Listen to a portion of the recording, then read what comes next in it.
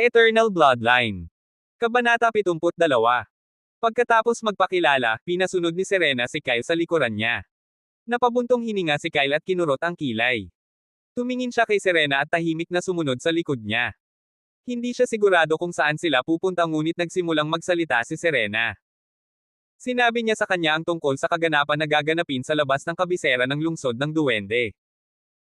Hindi siya sigurado sa mga eksaktong detalye ngunit isang bagay ang sigurado kahit ilang daang walang posibleng libu-libong duwende ang sasali sa event kaya hindi mataas ang tsansa ni Kyle na manalo. Bukod dito, ayon sa mga alingawngaw, ang kaganapan ay magpapatuloy ng hindi bababa sa 2 buwan. Walang nakakaalam kung ano ang haharapin ng mga kalahok sa 2 buwang ito, o kung anong uri ng mga kompetisyon ang gaganapin sa kanila. Hindi namamalayan na pinabilis ni Kyle ang kanyang lakad at nagsimulang maglakad sa tabi ni Serena. Seryoso ang ekspresyon ng mukha niya dahil pinakinggan niyang mabuti ang bawat salita. In between Serena gazed at Kyle with a raised brow. Nilakasan pa niya ang takbo niya pero hindi man lang pinagpawisan si Kyle at madaling napantayan ang takbo niya. Pinilit ni Serena ang kanyang dila. Bilang isang rank saber user hindi siya mahina ngunit ang katotohanan na hindi niya naramdaman ang isang 18-year boy rank ay medyo ikinainis niya. At saka, alam niya ang totoong pagkatao ni Kyle. Siya ang nakipag-ugnayan sa maalamat na hayop. Han! Psycho ka! Bakit palagi kang may magandang mata? Gusto ko rin ng isang malakas at magandang alagad. Isinumpa ni Serena si Han ngunit walang anumang emosyon ang kanyang mukha. Naglakad sila sa isang abalang kalye na karamihan ay puno ng mga duwende at pagkaraan ng ilang sandali ay nakarating sila sa harap ng isang teleportation array. Bahagyang nagsalubong ang mga kilay ni Kyle nang makita ang mahabang pila ng mga duwende na nakatayo sa harap ng teleportation array ngunit mabilis na kumilos si Serena at hinablot ang isang medyo may edad na duwende na nakasuot ng brownish na robe. Natense ang middle-aged elf sa ilalim ni Serena. Pabalik-balik ang tingin niya kina Kyle at Seren. Hindi alam ni Kyle ang ginawa ni Serena pero sa sumunod na segundo, yumuko ang middle-aged elf at sinenyasan na gamitin muna nila ang array. Nagtaas ng kilay si Kyle. Si Serena ay isang tao ngunit nagawa niyang utusan ang mga duwende paano. Bumungad sa kanyang isipan ang tanong ngunit nakita niya ang kulay mustasa na bilog na pin na nakakabit sa balikat ni Serena. May magandang moon sign sa gilid ng pin. Ito, ay parang simbolo ng pamilya. Baka kilala niya ang isang sikat na maharlikang pamilya. Nanliit ang kanyang mga mata nang mapansin ang isang pamilyar na mukhang normal na brooch sa tapat ng pin na kulay mustasa. Ah! Yung brooch na eksaktong katulad ng isang master na naiwan para sa akin. Sumama ang mood ni Kyle nang maalala ang brooch. Sa halip na ipadala siya sa isang ligtas na lugar, inihagis lang siya ng brooch sa labas ng base ng kaaway. Bulong niya sa kanyang isipan, well in the end, nakatulong sa kanya ang sitwasyon nang gisingin niya ang kanyang bloodline para mapatawad niya ang matanda. Anyway, bakit kay Serena ang brooch? Binigyan ba siya ni Master? Natigil ang pag-iisip ni Kyle sa kalagitnaan dahil sumigaw si Serena at pinapasok siya sa array. Napabuntong hininga si Kyle at nagsimulang maglakad. Ang mahabang pila ng mga nakatayong duwende ay bumaling kay Kyle at galit na tinitigan ang likod nito. Matagal na silang naghihintay ngunit ngayon ay isang hindi kilalang tao ang nang-ahas na putulin ang linya. Gayunpaman, bago nila maipahayag ang kanilang mga opinyon. Bahagyang inilabas ni Serena ang kanyang aura at tinitigan sila ng matatalas na mata. Napalunok ng mariin ang mga duwende at agad na itinikom ang kanilang mga bibig. Pagkatapak ni Kyle sa array, sumunod naman si Serena sa likod. Sa isang iglap, ang array ay lumiwanag ng maliwanag at sila ay nawala sa ilalim ng mapang-akit na mga mata ng karamihan. Hindi nagtagal, lumitaw sila sa isa pang mataong lungsod ngunit ang lungsod ay mas malaki at mas maunlad kaysa sa nakaraang lungsod. Nagpagala-gala sila sa pagitan ng malalaking gusali at nagbook si Serena ng 2 kwarto sa malapit na hotel. Naglabas siya ng storage ring na may ilang mana stones at inihagis kay Kyle. Anak, I can see you are practically poor. So, go buy some clothes and other needs things you need for the next 2 months. Aalis tayo bukas papuntang capital city. The event would start at least 1 week later and because I need to register you for it we need to go there as early as possible. Kinawian ni Serena ang kanyang kamay at nagsimulang maglakad, dumiretso sa kanyang kwarto dahil kailangan niyang makipag-ugnayan kay Kyle. Ang bata ay hindi mula sa Kingdom Tercia. Mas mabuti kung gagawa ako ng karagdagang pag-iingat upang matigil ang anumang mga problema sa hinaharap. Han! Pag-aari mo ako sa pagkakataong ito. Kinagat niya ang kanyang dila. Ang pagpapadala kay Kyle sa event ay napakadali ngunit kung siya ang nanalo, well hindi siya siguradong gagawin niya ito ngunit kung gagawin niya ang mga taong namamahala sa kaganapan ay susubukan niyang hanapin ang kanyang tunay na pagkatao. At saka, kung kahit papaano ay nalaman nilang hindi taga-kaharian nila si Kyle at papasok pa rin sa event ay agad nila itong sip-A nang hindi man lang magdadalawang isip. Buntong hininga, ang daming gagawin. Hihingi lang ako ng favor. Tiningnan ni Kyle ang kumukupas niyang imahe at saka tumingin sa storage ring. Mayroong kahit ilang daang mana stones doon. Hindi ako sanay na mahirap. Hinawakan niya ang singsing at pagkatapos kumain sa hotel ay lumabas siya para bumili ng lahat ng kailangan niya. Ang araw ay hindi nasusunog, sa halip, ito ay umaalis sa abot tanaw. Madilim at dilaw ang kalangitan at bahagyang malamig ang hangin sa paligid ng lungsod. Pumasok muna si Kyle sa isang clothing shop at bumili ng ilang set ng damit. Sa halip na itago ang lahat sa storage ring ay inilagay niya ang mga damit sa espasyo ng kanyang isip. Pagkatapos, lumabas siya at bumili ng nakabalot na pagkain at maraming bote ng tubig. I think I should learn some water-related skills. I can possible eat ice. Or maybe I can melt it. Tumawa si Kyle at pumasok sa shop ng shop. Sa huli, naging gabi ang gabi at nakarating siya sa harap ng isang tindahan ng armas. Kinalikot ni Kyle ang storage ring. Wala na akong maraming mana stones. Parang hindi ako makakabili ng magandang sandata. Sigh, miss na miss ko na ang espada ko. Pumasok siya sa shop. Sa isang bumukas ang pinto at damapo ang kanyang tingin sa mga dingding na pinalamutian ng maraming uri ng kumikinang na mga espada, sable, kalasag, makapangyarihang busog, at ilang mababang ranggong artifact. Ang tindera na nakatayo sa likod ng isang matibay na counter, tinitigil ang figure ni Kyle at binigyan siya ng matamis na ngiti. Lumapit sa kanya ang slim elf at magalang na nagtanong. Anong klaseng armas ang gusto mong bilhin, sir? Napaawang ang labi ni Kyle. Tumikim siya at walang kahihiyang inalok sa tindera ang halos walang laman na storage ring. Bigyan mo ako ng ayon sa budget ko. Mas gugustuhin ko kung espada. Matataas na ranggo. Kinuha ng duwende ang storage ring sa kamay ni Kyle at ang ngiti nito ay napalitan ng pang-uuyam nang makita ang yaman ni Kyle. Walang nakakaalam sa nangyari sa shop pero makalipas ang 2 minuto ay nakatayo na si Kyle sa labas na may tuyong ngiti. May hawak siyang emerald bow na may mga gintong linang.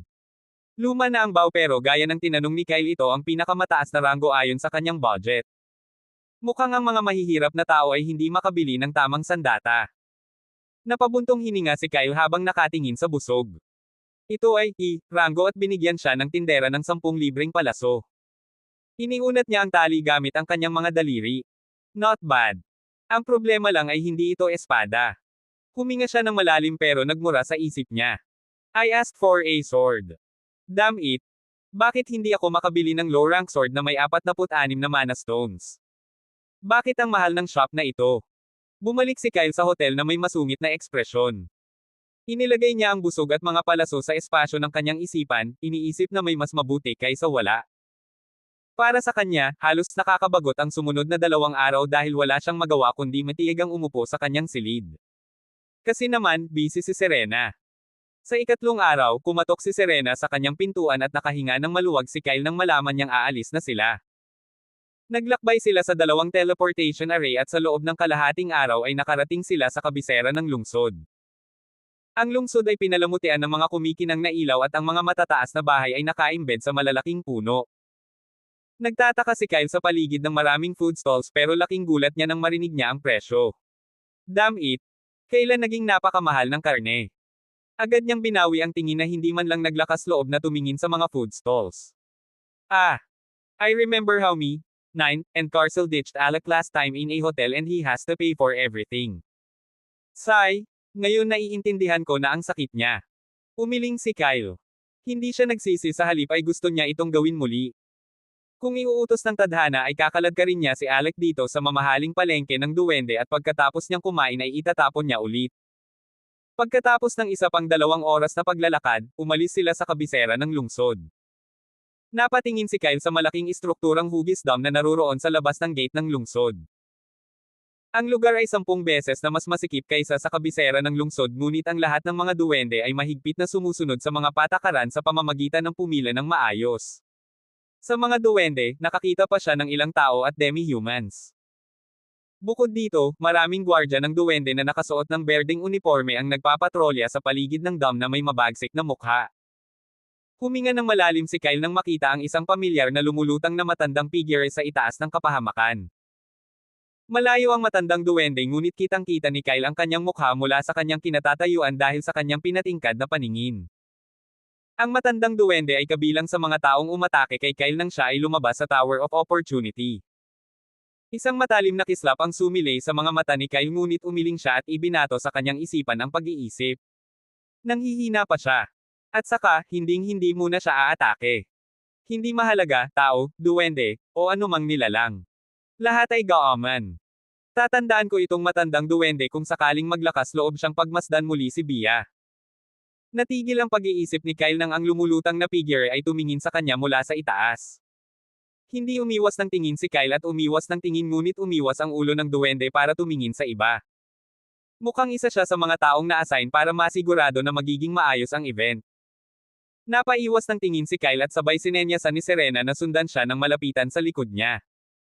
Hindi sila tumayo sa linya sa halip ay pumasok sila sa dam sa pamamagitan ng ibang landas. Pinigilan sila ng dalawang matangkad na duwende ngunit may ipinakitang token si Serena at binuksan nila ang pinto.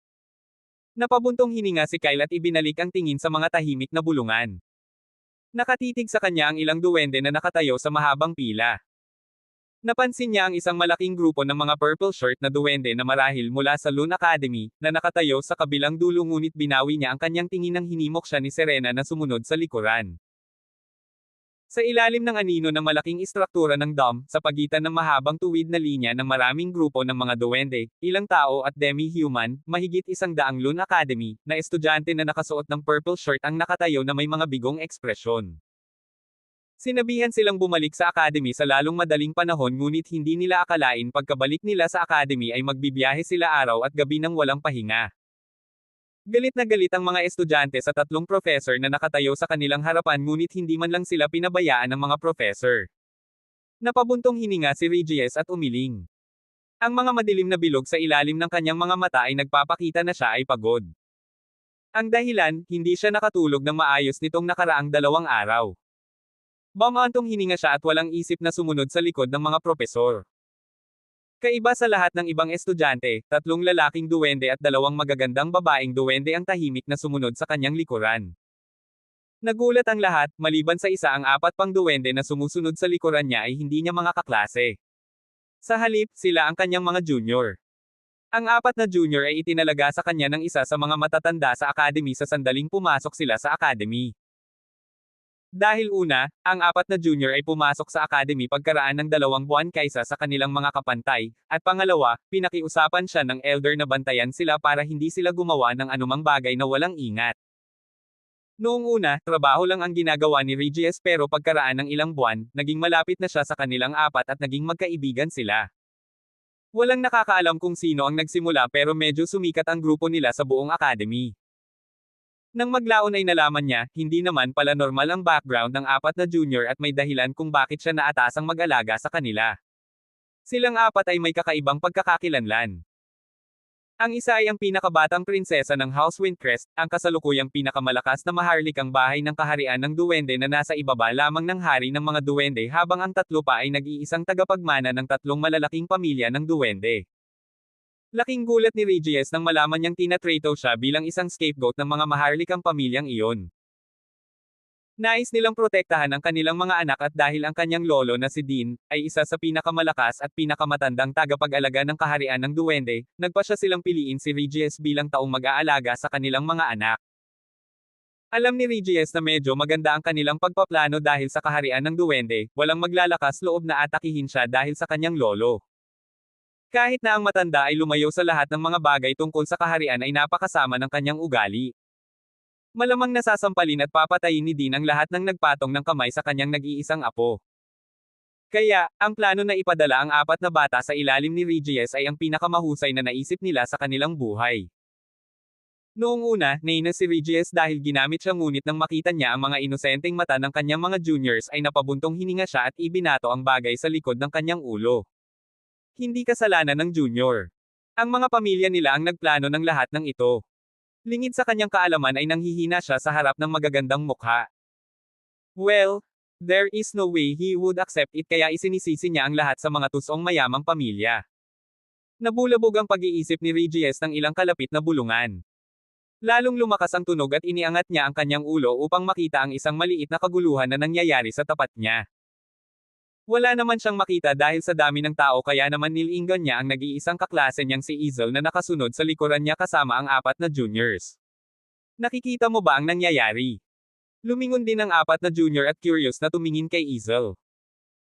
Itinaas ni Ezel ang kanyang leeg upang tingnan ang karamihan at ang kanyang sayan na mga mata ay kumikinang sa isang segundo bago siya gumawa ng gamit ang kanyang bibig. Nothing, just a middle-aged woman and a silver-haired boy. They didn't stand in the line, instead they entered through a special door. Naningkit ang mata ni Regis nang marinig ang silver-haired boy, pero umiling siya. Bihira lang ang silver hair pero bakit pupunta dito si Kyle? Malamang ibang tao na. Ang mga juniors na nakatayo sa likuran niya ay nagpanting lahat sa kanilang mga tainga. Sila ay kabilang sa mga sikat na maharlikang pamilya ngunit hindi sila nabigyan ng ganoong pribilehiyo. Kung gayon, sino ang batang may kulay pilak na buhok na ito? Ang isa sa mga junior, isang babaeng duwende na may kulay frost na buhok ay tahimik na nakikinig sa mga bulungan sa kanilang paligid at ngumisi. Pinulupot niya ang kanyang kamay sa balikat ng batang babae na may buhok na pulot na nakatayo sa tabi niya. You! Naririnig mo ba ang mga bulungan? Sinasabi nila na ito ay isang batang lalaki na silver hair. Tandaan mo sinabi mo sa akin ang iyong kagustuhan. Naputol ang kanyang pangungusap dahil kinurot niyo ang kanyang baywang. Shut up, Lumi. Huwag kang ang magsalita ng kalokohan. Kailan ko ba sinabi sa'yo ang preference ko? Nilabas ni Lumi ang kanyang dila gamit ang isang o. Malinaw na hindi nasisiyahan. Okay lang kung ayaw mong subukan. Ayoko ng silver-haired pero gusto ko ng gwapo kaya ko. Lumi. Sige. Hindi na ako nagbibiro. Hahaha. Tumawa ng malakas si Lumi na nakakuha ng maraming atensyon. Umiling ang dalawang lalaki sa likod nila. Sanay na sila sa mga pambata na biro ni Lumi. Bukod dito, siya lang ang nakakapagpagulo kay Yo. Napabuntong hininga si Regis at ikinaway ang kamay. Stop fooling around. Susunod na tayo. Habang nagsasalita siya, umabant ang mga professor na nasa harapan nila dahil sa wakas nasa harap na sila ng Dom. Isang matangkad na nasa katanghaliang gulang na lalaki na nakasuot ng simpleng damit ay nagbigay sa isa sa mga propesor ng ilang mga papeles at ang propesor ay nagmamadaling pinunan ang mga papel, isinulat ang pangalan ng academy at ang impormasyon ng mga batang Loon Academy, nakalahok sa kaganapan. Matapos ibalik ng propesor ang mga papel na napuno, ang nasa katanghaliang gulang na lalaki ay seryosong kinalikot ang mga papel at tumango. Sinenyasan niya ang Loon Academy, na pumasok sa Dom. Nakahinga ng maluwag ang mga estudyante dahil nakatayo sila nitong mga nakaraang oras. Sumunod sila sa likod ng professor at pumasok sa Dom. Natigilan silang lahat nang makita ang istruktura sa loob ng Dom. Sa pagitan ng mga bilog na hanay ng libu-libong upuan na bumababa pataas patungo sa kisame ng Dom, isang malaking pabilog na plataporma na puno ng iba't ibang mahihirap na simbolo ng array ang nagniningning sa ilalim ng malaking pulutong ng mga bata at matatandang individual. Ang mga estudyante ng Loon Academy ay dahan-daang sumuray-suray, nakatingin sa hangin na puno ng malabong berdeng mga particle na lumilipad sa lahat ng dako. Isang maringal na magandang figure ng isang duwende ang lumulutang sa ibabaw ng plataporma. Ang kanyang walang emosyong tingin ay dumaan sa mga bagong dating sa loob ng ilang segundo. Naputol ang pag-iisip ng mga estudyante nang tipunin sila ng kanilang mga propesor. Tumayo sa harapan nila ang isa sa mga professor na may seryosong ekspresyon at nagsimulang magsalita. Pagbibigay ng kanyang huling salita sa mga mag-aaral. Mga bata, alam kong ipinaalam sa inyo ng academy ang tungkol sa kaganapan ngayon. Ang kaganapang ito ay hindi simple.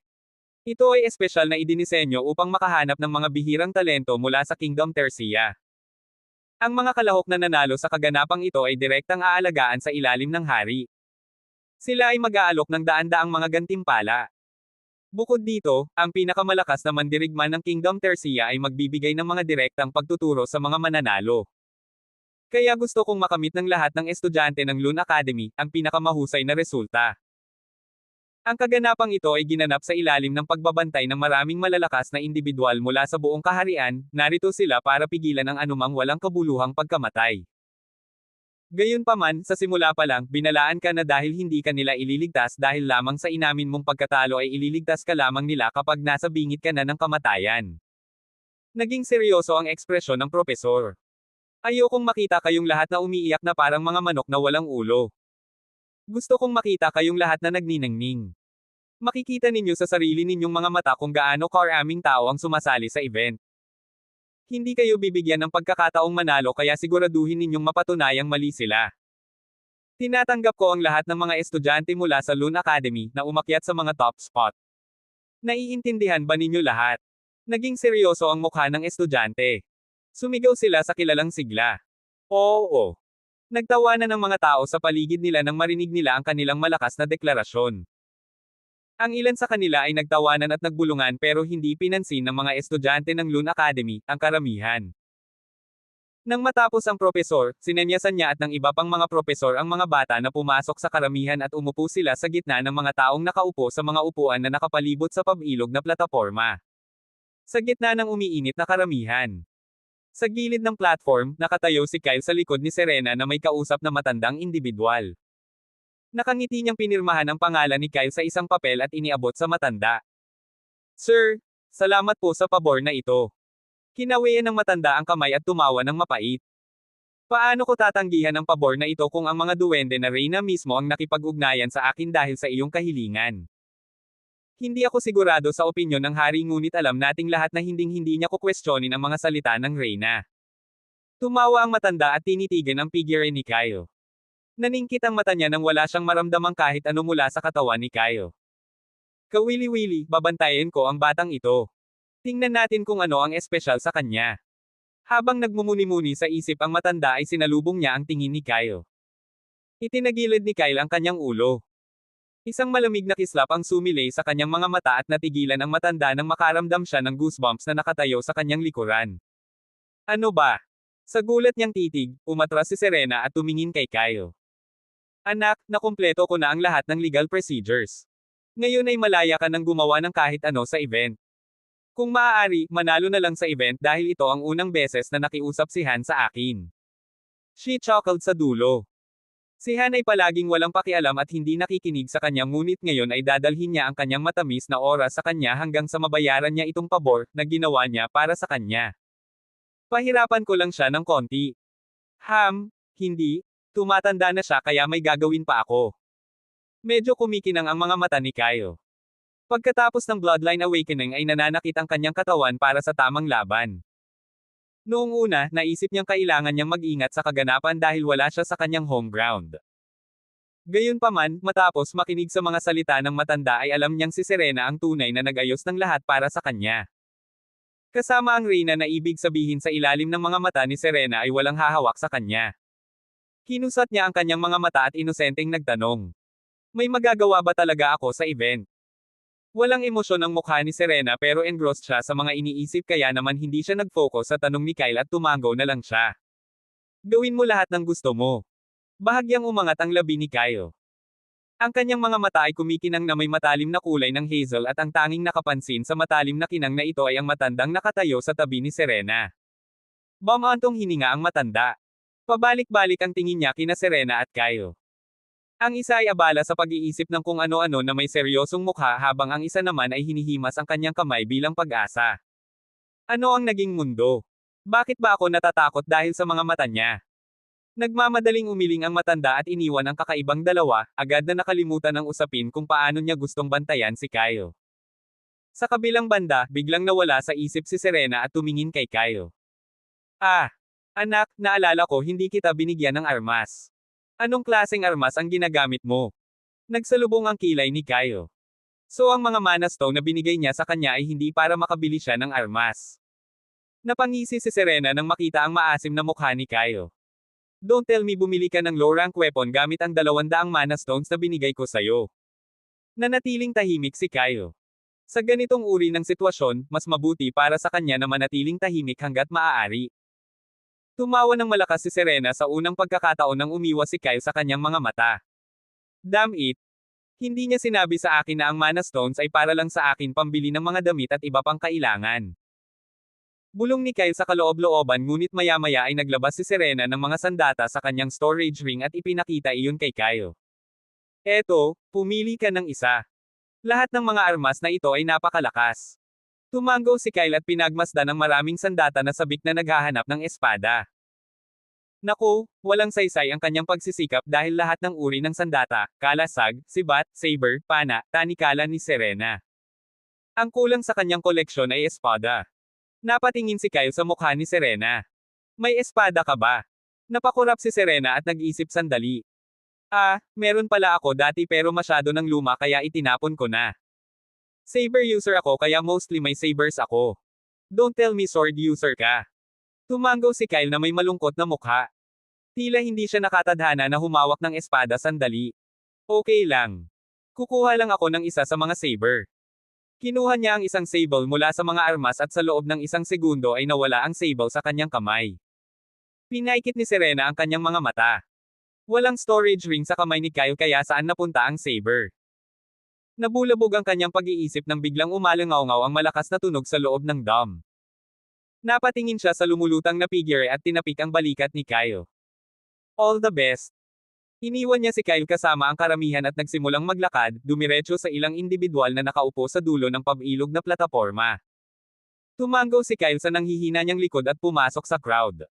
Lumitaw sa itaas nila ang babaeng lumulutang na duwende. Matalim ang kanyang mga mata habang nakatingin sa individual na nakatayo sa ibaba niya. Pinalakpakan niya ang kanyang mga kamay at isang dumadagandong na tunog ang lumitaw sa dam. Sa palagay ko ay hindi ko na kailangan pang sabihin sa lahat ang tungkol sa layunin ng kaganapang ito. Nandito kami upang maghanap ng mga may kakayahan at mahuhusay na individual na sasanayin sa ilalim ng hari. I hope you all do your best. Iisa lang ang competition sa event na ito. Magpapatuloy ang competition sa loob ng 2 buwan at naniniwala ako na bago pumunta dito ay mapupuno na ninyo ang lahat ng mga storage rings ninyo ng lahat ng kailangan ninyo. Sa loob ng ilang minuto, lahat kayo ay madadala sa teleport sa isang lugar na puno ng iba't ibang uri ng mga halimaw. At saka, wala kayong makukuha, walang mga token, walang mga artifact na pangkaligtasan, walang mga kalasag. Ang kailangan mo lang gawin ay patayin ang mga halimaw. Ang napatay na halimaw ay kakalkulahin sa pamamagitan ng isang artifact at makakakuha ka ng mga puntos ayon sa lakas ng mga halimaw na iyong napatay. Kung mas maraming puntos ang iyong makukuha, mas mataas ang iyong ranggo sa lahat ng iba pang kalahok. Tumigil saglit ang babaeng lumulutang. Tandaan mo, hindi ka namin ililigtas kung nasa delikadong sitwasyon ka dahil napakaraming individual ang kasali sa event na ito. Gayunpaman, kapag malapit ka nang mamatay ang lugar kung saan ka nagte-teleport ay automatikong i-eject ka. Mayroon kaming pinakamahusay na pangkat ng mga healer dito upang iligtas ang iyong buhay ngunit hindi ko magagarantiya na mananatiling buo ang iyong mga braso at binti. Nagkaroon ng katahimikan ng ilang segundo. Medyo natensyon ang mga individual na nakatayo sa ibaba ng lumulutang na babae ngunit hindi siya tumigil. Lastly, I would appreciate it if you didn't fight with each other. Hindi naman bawal pero ang pananakit sa isa't isa ay walang ibibigay sa inyo. Walang points, wala. So, mas maganda kung lahat ay tutukan ng lahat sa pagpatay ng mga halimaw. You can make teams but the points will be equally distributed to all the team members according to their contributions. Natahimik ang lumulutang na babae. Tumingin siya sa plataporma at ikinaway ang kanyang kamay. Maghanda ka. Ina-activate ko ang array. Ang mga berdeng particle na lumulutang sa dam ay naglakbay sa isang iglap at nagsimulang magtipon sa paligid ng platform. Tinitigan ni Regis ang mga particle at ibinalik ang tingin sa mga miyembro ng kanyang koponan. Tinapik niya ang balikat ni Ezel at saka tumingin sa 4 na junior na may malungkot na ekspresyon. Lumi, Yu, Faith, Neve. Tandaan mo bawal kang gumala mag-isa. Hindi ko alam kung paano ka nakakuha ng permiso sa mga overprotective mong pamilya para makapasok sa event pero pagkatapos mag-teleport mula sa lugar na ito hanapin mo ako sa lalong madaling panahon. Ginamit ang tracking artifact na binigay sa amin ng professor dahil ayoko ng anumang insidente. Okay. Matapos silang makitang tumango ay lumingon si Regis na nakangiti. Sa kabilang banda, tumingin si Kyle sa array sa ilalim ng kanyang mga paa na may ngiti. Siguro kung ang mga tao sa labas ay makikita ang mga kalahok na lumalaban sa espasyo ng kompetisyon. Siya ay nag-isip ngunit pagkatapos ay dumapo ang kanyang tingin sa isang pamilyar na grupo ng mga purple shirt na duwende. Sa napakaraming individual, nanliit ang kanyang mga mata sa isang kamay na nakasuot ng pamilyar na Procelian bracelet. Yun. Tumingin si Kyle sa itaas sa likod ng may-ari ng bracelet at pumikit siya. Mahabang buhok na kulay honey na nakatali sa isang nakapusod. Oh, siya pala. Dapat. Naputol lang sasabihin ni Kyle dahil sa sumunod na segundo ay naging maliwanag ang kanyang paningin. Sumayaw ang mga particle sa kanyang katawan at nawala siya sa platform kasama ang lahat ng iba pang kalahok na nakatayo sa platform. Matapos mawala ang mga kalahok sa plataporma, ang mga berdeng particle na nakakalat sa hangin, tulad ng mga alitaptap. Napatingin ang lumulutang na babaeng duwende sa walang laman na plataporma at tuluyang bumaba sa lupa. Ang kanyang paggalaw ay maganda nang lumakad siya patungo sa ilang mga individual na nakaupo sa mga komportableng upuan sa dulo ng platform. Tumingin siya sa kanila at tahimik na umupo sa isang bakanting upuan. Nakaupo sa likuran niya si Serena kasama ang isang babae at ang parehong matandang lalaki na gustong bantayan si Kyle. Sa kabilang banda, ang mga guro, kamag-anak, at mga individual na sumunod sa kanila sa kaganapan ay nakaupo sa mga hanay ng mga upuan na nakapalibot sa plataporma. Pagkaraan ng ilang segundo, nanginginig muli ang mga berdeng butil. Sa pagkakataong ito ay nagtipon sila sa maliliit na grupo at nagsimulang bumuo ng libu-libong projection. Ang mga projection ay natipon sa platform at ipinakita ang malayong tanawin ng isang berdeng kagubatan na may ilang taluktok ng bundok, malinaw na kristal na lawa, at libu-libong maliliit na katawan ng mga halimaw na gumagala sa mga grupo o nag-iisa. Hindi nagtagal, lumitaw ang maliliit na parang tuldok na figure ng mga kalahok sa mga projection ngunit dahil masyadong malaki ang bilang ay hindi nakita ng audience ang mga galaw ng kalahok. Gayunpaman, sa gitna ng lahat ng ito, walang nakatingin sa mga nakabundle na projection sa itaas ng platform. Sa halip, nakatingin sila sa malaking maliwanag na parisukat na screen na lumulutang malapit sa kisame. Ang screen ay nahahati sa tatlong seksyon, ang unang seksyon ay naglalaman ng isang hilera ng mga numero mula 1 hanggang 100, ang pangalawang seksyon 100 at 1 hanggang 200, at panghuli ang ikatlong seksyon 200 at 1 hanggang 300. Sa kanilang mga titig, makalipas ang kalahating minuto, maraming pangalan ang lumitaw sa harap ng mga numero. Ang mga pangalan ay kabilang sa mga kalahok na nagsimulang makakuha ng mga puntos pagkatapos pumatay ng mga halimaw. Napabuntong hininga ang mga manunood at sumandal sa kanilang mga upuan. Sa loob ng 2 buwan, matagal na maglalaban ang mga kalahok kaya lang maliban sa mga namamahala sa event ay walang tutuloy sa dam. Dahan-dahan pero tiyak na aalis silang ngunit sa ngayon, curious nilang pinanood ang paglilipat ng mga pangalan sa malaking screen, ang iba ay nagsimulang tumaya. Lalo na ang mga propesor ng Loon Academy dahil sigurado silang makakamit ng kanilang mga estudyante ang kadakilaan sa event. Ang mga propesor sa academies ng ibang duwende ay nanunuya sa kanilang mga mapagmataas na ekspresyon at isang malaking betting board ang naset up sa pagitan ng karamihan sa loob ng ilang segundo. Kaya naman lahat ay nagsimulang tumaya sa iba't ibang makapangyarihang kalahok. Habang nangyayari ang lahat ng ito, bumukas ang gate ng dam at pumasok sa loob ang isang grupo ng matanda at batang duwende na may suot na mamahaling damit na may malungkot na ekspresyon. Sinalubong sila ng parehong matandang duwende na umatake kay Kyle nang umalis siya sa tower. Ang matandang duwende na nagngangalang Anli ay tumawa at tumitig sa mga biglaang pagdating. Isang karangalan na makita ang napakaraming big shots na magkasama. Hayaan ang hamak na taong ito na samahan ka sa isang maayos na upuan. Nagsimulang maglakad si Anli at tahimik na sumunod sa likuran niya ang grupo ng mga duwende. Huminto sila sa kinauupuan ni Serena at umupo sa hilera ng mga upuan sa likod ni Serena. Ang mga biglaang pagdating ay mula sa mga marangal na pamilya ng sikat na duwende.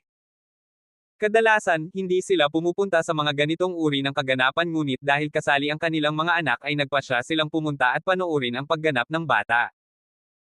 Hindi mawala sa kanyang mukha ang ngiti ni Anli nang iwan niya ang maharlika sa mga upuan sa likuran at narinig ang natulala na mga bulalas ng mga tao. Paimpol siyang sumuray-suray patungo sa walang ekspresyon na babaeng nakaupo sa harap ni Serena. Ira, ang ganda ng ginawa mo. Kinuha ni Anli ang isang upuan mula sa kanyang storage ring at umupo sa tabi ni Ira na tumango sa kanyang sinabi. Hindi nagustuhan ni Ira ang ganitong uri ng trabaho ngunit dahil isa siya sa pinakamalakas na babaeng duwende mula sa Kingdom Tercia, hiniling ng hari sa kanya na pangasiwaan ang kaganapan.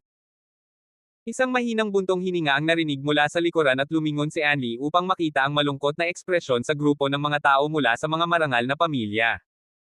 Isa sa mga nasa katanghaliang gulang na lalaki mula sa marangal na pamilya ay itinuro ang screen na may singkit na mga mata. Bakit hindi ko makita sa screen ang pangalan ng anak ko? Siya ang pinakamalakas sa mga kaedad niya. Tinapik ng taong nakaupo sa tabi niya ang balikat niya. Hindi ko rin makita ang pangalan ng anak ko. Wait, kakasimula pa lang ng competition. Napangisi si Serena sa kanilang mga sinabi at tumingin sa screen. Ang lahat ng mga pangalan ay hindi pamilyar kaya't nag-absent na lang siya sa mga puntos ng nangungunang 10 kalahok. Wala pa sa top 300 ang pangalan ni Kyle. Aalis ako pagkatapos ng ilang oras at babalik ako para sunduin siya kapag tapos na siya. Ipinikit ni Serena ang kanyang mga mata para magpahinga sandali dahil ang mga tao sa paligid niya ay abala sa pag-uusap ng mga basura ngunit makalipas lamang ang mga 10 minuto ay nagising siya nang ang matandang nakaupo sa tabi niya ay umiling sa gulat. Serena. Idinilat ni Serena ang kanyang mga mata sa pagkairita at hinampas ang kamay ng babae. Ano ito? Nagsalita siya nang nakakunot ang noo ngunit napansin niyang may mali. Maraming mata ang nakatitig sa kanya. Maging sina Anli at Ira ay napalingon sa mukha niya. Ano? Tanong ni Serena at kinusat ang kanyang mga mata sa pagkalito ngunit sa sumunod na segundo ay bumungad sa kanyang mukha ang pagkagulat nang makita niya ang malaking floating screen. Ang pangalan na hindi nakita saan man ilang minuto ang nakalipas ay nagniningning na ngayon sa tuktok na may malaking halaga ng mga puntos. First Kyle Ohan 1090.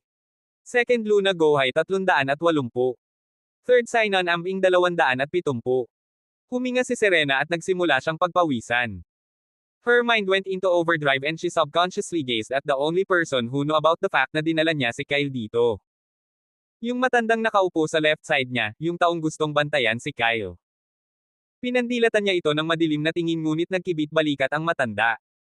Ang sabi ko lang kilala mo si Kyle. Wala nang iba. Nais ni Serena na sampain ang lahat ng kanyang henerasyon.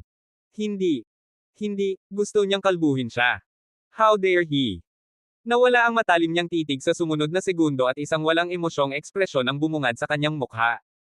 Hindi ito ang tamang oras para mag-snap.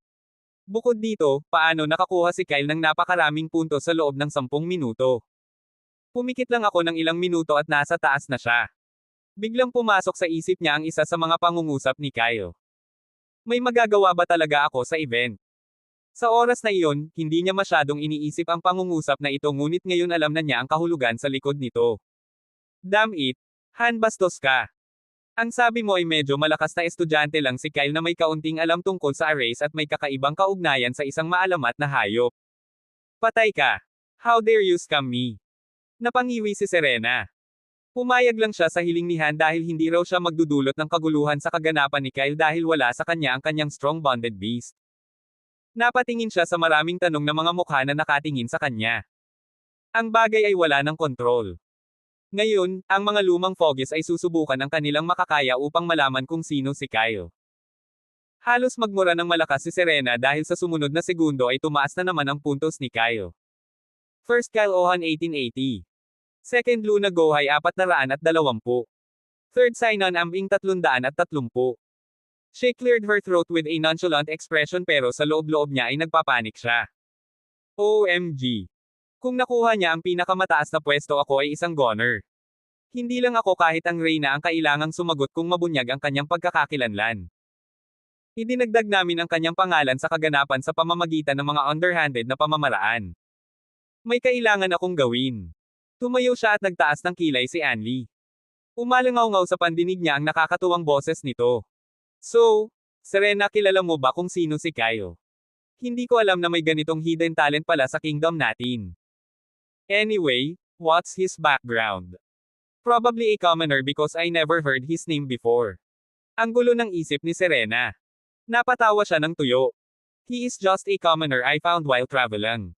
Ah, I remember my friend wanted to see me for some reason. So, I will take my leave. Please senior take care of Kyle until I come back. Thank you. Sa kanyang mga huling salita na umaanod sa hangin, si Serena ay agad na umalis mula sa mga upuan. Mabilis ang kanyang lakad at sa loob ng 1 minuto ay nawala na siya sa paningin ng lahat. Nagtagal ang Koina hinalang tingin ni Anli sa kanyang likuran, lumingon siya para tingnan ang matanda na tumambad na alam ni Serena tungkol kay Kyle. So, Mr. Whatever. What do you know regarding Kyle? Humalaklak ang matanda ngunit basang-basa ang likod nito sa pawis dahil kapwa nakatitig sa kanya sina Anli at Ira ng singkit na mga mata.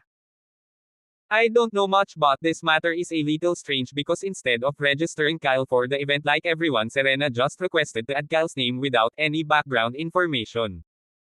Tsaka nakatanggap ako ng message from the Queen kaya pumayag ako sa request ni Serena. Kumunat ang noo ni Anli pero lumingon siya para tingnan ang projection. Di bale, malalaman natin ang background niya pagkatapos ng event. Pinagmasdan niya ang mga projection na lumulutang sa platform. Sayang hindi ko makontrol ang mga projection para makita kung paano nakakuha ng maraming puntos si Kyle. Sumandal si Anli sa upuan.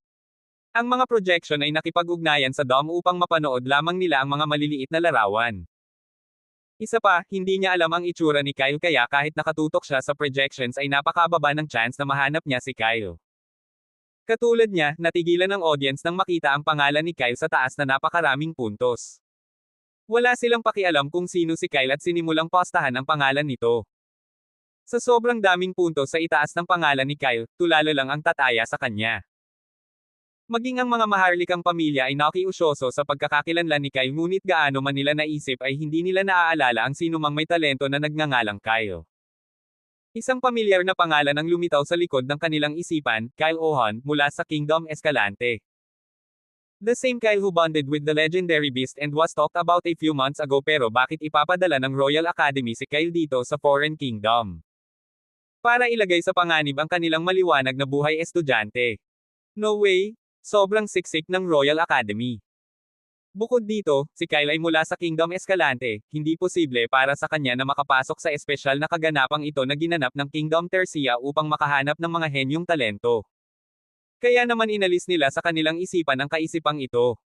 Matapos ma-activate ang array at mawala si Kyle sa platform, biglang nagdilim ang kanyang paningin.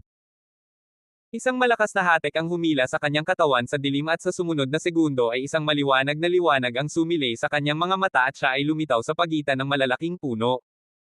Umiling si Kyle at ipinikit ng 2 beses ang kanyang mga mata para alisin ang malabo niyang isipan. Isang gubat. Inilibot ng kanyang mga mata ang paligid ngunit ang malalawak na mga trak ng puno at makapal na damo ay hindi niya natatanaw ng ilang metro. Nagpanting ang kaliwang tenga ni Kyle nang makarinig siya ng mga kalusko sa likod ng isa sa mga puno at nagliwanag ang kanyang mga mata. Ang aking unang biktima. Humakbang siya pasulong patungo sa boses na may nakakapanabot na kislap sa kanyang mga mata. Ang hangin sa likod niya ay pumutok na may mga sparks at asul na apoy ang lumitaw sa kanyang likuran. Hindi man lang lumingon si Kyle at ang apoy ay naging hugis ng mahabang espada na handang tapusin ang kalaban sa lalong madaling panahon. Kumakaluskos ang mga damo sa ilalim ng mga paa ni Kyle ngunit sinigurado niyang gumawa siya ng pinakamababang boses hanggat maaari. Hinawakan ni Kyle ang isang sanga ng puno at sumilip kung ano ang nasa likod. I clicked his tongue when he saw a lone blonde elf girl. Hindi isang halimaw. Nakarinig ng mahinang kaluskos ang blonde na babae na kalalabas lang sa gitna ng kagubatan, iniangat niya ang ulo para tingnan ang kaliwang bahagi ngunit wala siyang nakita. Ang hangin ba? Umiling siya at naglabas ng 2 matalim na punyal mula sa kanyang storage ring. Sa isang iglap, nagsimula siyang tumakbo sa pagitan ng mga puno. Sa kabilang banda, agad na umalis si Kyle nang makita ang blonde na duwende at ang flame sword sa likod niya na kumawala sa ere. Inilabas niya ang kanyang sentido upang walisin ang kanyang paligid. Hindi siya tumatakbo sa halip ay gumalaw siya ng magaang hakbang. Makalipas ang kalahating minuto, nakita ni Kyle ang isang madilim na anino. Gumalaw ang kanyang mga mata at nakita ang figure ng isang malaking itim na pusa na may 2 sungay na nakahiga sa ilalim ng puno. Nakapikit ang mga mata ng pusa ngunit umikot pa kaliwa at kanan ang matinik nitong buntot para ay pakitang gising na siya. Isang Tero siya. Nalaman niya ang tungkol sa halimaw na ito sa isang lecture. Si Terosias ay lubhang maliksi dahil sa kanilang magaan na katawan. Bukod dito, maaari silang maglabas ng mga mapanganib na lason mula sa mga spike sa kanilang mga buntot. Rank Tercia. Hindi ito malakas. Napabuntong hininga si Kyle at winagayway ang kamay, may lumabas na isa pang flame sword sa likod niya. Sa sumunod na segundo, isang malamig na aura ang kumalat sa hangin at ang espada ay gumalaw ng napakabilis ng kidlat, dumiretso sa ulo ng pusa. Nanlaki ang mga mata ng pusa nang sumipa ang kanyang sixth sense at tumindig ang itim na balahibo sa kanyang katawan. Nanliit ang mga mata niya nang makita ang paparating na pag-atake. Isang malamig na hiyaw ang kumawala sa kanyang mga labi. Nanginig at gumalaw agad ang katawan niya pero huli na ang lahat. Bukod dito, ang espada ay masyadong mabilis sa loob ng kalahating segundo ay bumagsak ito sa kanyang ulo. Ang pusa ay sumigaw dahil sa halip na pauksain ang kanyang ulo ang espada ay nasira sa asul na apoy at sa isang iglap ang kanyang katawan ay nagsimulang magyelo. Napatingin si Kyle sa gilid, first time niyang gumamit ng apoy sa isang buhay na nilalang at magsisinungaling siya kung sasabihin niyang hindi siya natulala. Sa ilalim ng kanyang nagtatakang titig, ang mga mata ng pusa ay nagpakita ng takot at sa loob ng ilang segundo, ang kanyang buong katawan ay naging isang ice statue. Ano ang? Nagpakawala ng hininga si Kyle pero kumikislap ang mga mata. Tunay na malakas ang apoy. Alam niyang rank lang ang pusa, napakahina kumpara sa kanya pero nakakaloka ang epekto. Humakbang siya para hawakan ang yelo ngunit sa sandaling dumapo ang kanyang mga daliri sa rebulto, isang bitik ang lumitaw sa makapal na yelo. Ang isang bitik ay naging marami at sa isang iglap, ang yelo ay nabasag sa maraming piraso. Nakakamangha. Bulalas ni Kyle at lumingon ang mga mata niya sa mga puno. Nakaramdam siya ng tuwa at kumikinang ang berde niyang mga mata nang maramdaman niya ang mahinang tunog ng talon sa di kalayuan. Inactivate niya ang skill Swift Steps, at sumugod pasulong patungo sa talon. Bukod dito, kasabay ng kanyang nakakabaliw na liksi ay napakabilis niyang kumilos na siya mismo ay nakaramdam ng kaunting kaba. Kung may tubig sa malapit naniniwala akong makakahanap ako ng mas maraming halimaw. Ang mga labi ni Kyle ay nanlinlang paitaas upang makagawa ng bahagya na pagngiti. Ilang minuto lang ay nakatayo na siya sa harap ng talon. Pinagmasdan niya ang malakristal na tubig na umaagos sa masungit na mga bato, napapaligiran ng malalagaong halaman ngunit ang kanyang mga mata ay nakatuon sa grupo ng mga pasang walang sungay, nakatayo at nakaupo sa tabi ng talon. 1, 5, 9, 14. Binilang niya ang mga pusa habang nakatayo sa likuran nila nang walang pakialam. Sa ganitong uri ng sitwasyon ay naramdaman ni Kyle ang mahusay na nahanap niya ang puting hikaw na lubos na ikinubli ang kanyang presensya. Mayroong kabuoang 14 na Ter Ocean na pusa, 7, rango, 3, D, rango, 2, D, rango, at 2, D+, rango. Napaungol si Kyle nang makita ang isang tagong kuweba sa likod ng grupo ng mga pusa. Nakita niya ang isang malabong anino na patuloy na gumagalaw sa kuweba. 14 sa labas pero hindi ko maramdaman ang rango ng nasa loob. Dinilaan ng isa sa mga nakaupong pusa ang kanyang paa at biglang lumingon sa likod na may tamad na ekspresyon. Nakita niya ang figure ni Kyle at lumingon siya ngunit sa sumunod na segundo ay nanlaki ang mga mata niya. She shouted out with a hiss at lahat ng pusa ay napalingon kay Kyle ng seryosong mga mata. Oh! Parang na-expose ako. Mag-away tayo nun. Natawa si Kyle sa sarili niyang mga salita at lahat ng pusa ay tumayo mula sa kanilang mga posisyon na may matinik na buntot na kumakaway sa likod, handang maghagis ng lason kay Kyle. Gayunpaman bago sila makaatake, nawala si Kyle sa kanyang pwesto. Ang mga pusa ay tumingin sa kanyang posisyon na may kalituhan nang ang isang nakakatuwang boses ay umalingaw-ngaw sa kanilang likuran. Subukan natin ang kasanayang magagamit ko pagkatapos ng mahabang panahon. Ibinalik ng mga pusa ang kanilang mga ulo ng may dilat na mga mata, si Kyle ay nakatayo sa itaas ng isang malaking bato na nakabaon sa tubig. Ice Domain. Malakas siyang umulos at sa isang iglap ay kumalat ang malamig na aura sa paligid niya. Nanlamig ang mana sa kanyang katawan at bumuga ng usok si Kyle. Ang malamig na aura ay naglakbay sa bilis ng kidlat at binalot ang lahat ng mga pusa sa loob ng isang bilog na domain ng yelo. Pinagmasdan ni Kyle ang gulat sa mga mata ng pusa nang lumitaw ang mahahabang pointy icicle mula sa lupa na may malakas na dagindong, ang hangin ay pumutok at malalaking mausok na ulap ang nabuo sa itaas ng domain. Sa isang iglap, ang mga bilog na ice pellet ay bumagsak mula sa mga ulap, dumiretso sa mga natarantang may sungay na pusa. Umalingaw-ngaw ang iyak ng pusa nang dumampi sa kanilang katawan ang mga icicle at ice pellets. Binuksan ni Kyle ang kanyang mga buko at naramdaman ang pagtaas ng kanyang lakas. Ang kanyang mga mata ay kumikinang na may mahinang berdeng kulay at sa loob ng isang segundo lahat ng kanyang mga istatistika ay tumaas ng isang sub-rank. Kasabay nito, napansin niya ang lakas ng pusa na bumaba ng isang fraction. Naglakbay ang mga mata ni Kyle sa kuweba at may naramdaman siyang paggalaw. Sa susunod na segundo, nakita niya ang isang anino na lumabas mula sa yungib na may galit na paglukso. Tapusin na natin ang grupong ito sa lalong madaling panahon. Natuntun niya ang kanyang mga mata sa natarantang grupo ng mga pusa. Tumutulo ang mga patak ng dugo sa maraming peklat na nasa katawan ng pusa.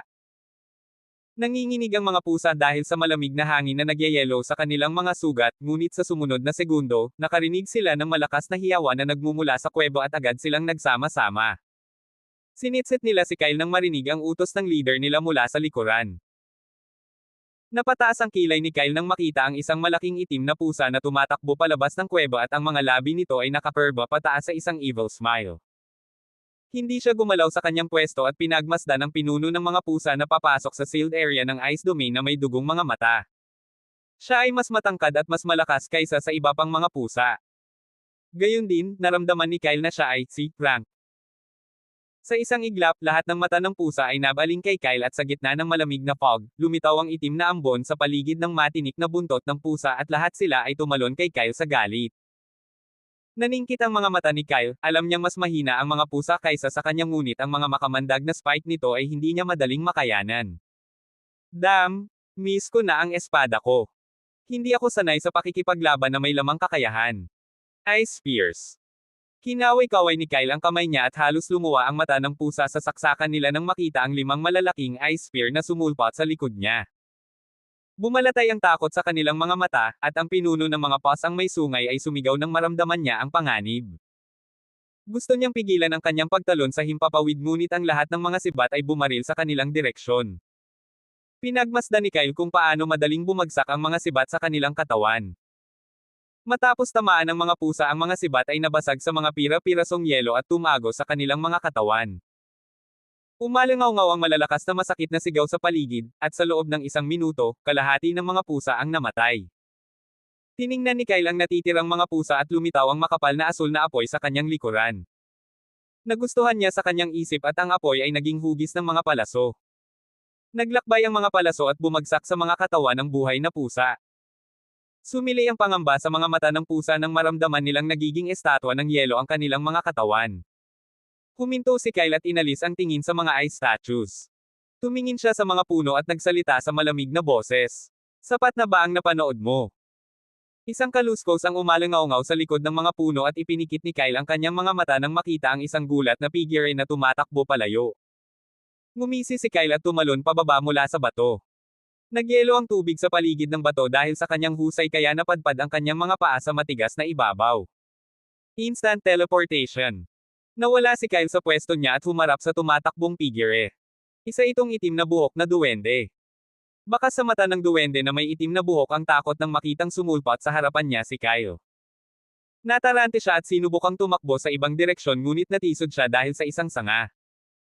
Pinanood ni Kyle kung paano bumagsak ang duwende sa kanyang puwitan at muling sumigaw. Ibinaling ng duwende ang ulo kay Kyle at isang nanginginig na boses ang lumabas sa bibig niya. Ay! Sorry! Napadaan lang ako. Napabuntong hininga si Kyle at kinurot ang kilay. Alam niya sa sandaling lumitaw ang duwende sa likod ng mga puno. Kahit na makitang nakikipag-away si Kyle sa mga pasang may sungay, hindi nakatakas ang duwende sa halip ay sumilip siya sa likod ng puno para manood ng palabas. Nang inig ang duwende nang makita ang nakakunot na kilay ni Kyle ngunit sa sumunod na segundo ay tumalikod si Kyle para umalis. Umalis ka, isang mabait na payo na huwag kang sumilip sa iba nang walang pahintulot dahil sa susunod hindi na kita papakawalan ng ganoon kadali. Ang itim na buhok na duwende ay galit na tumango, pinanood niya si Kyle na kumukupas at pagkaalis ni Kyle ay maingat siyang tumayo at tinapik ang kanyang damit. Napakalakas ng tao. Abangan ang mga susunod pang kabanata ng The Eternal Bloodline.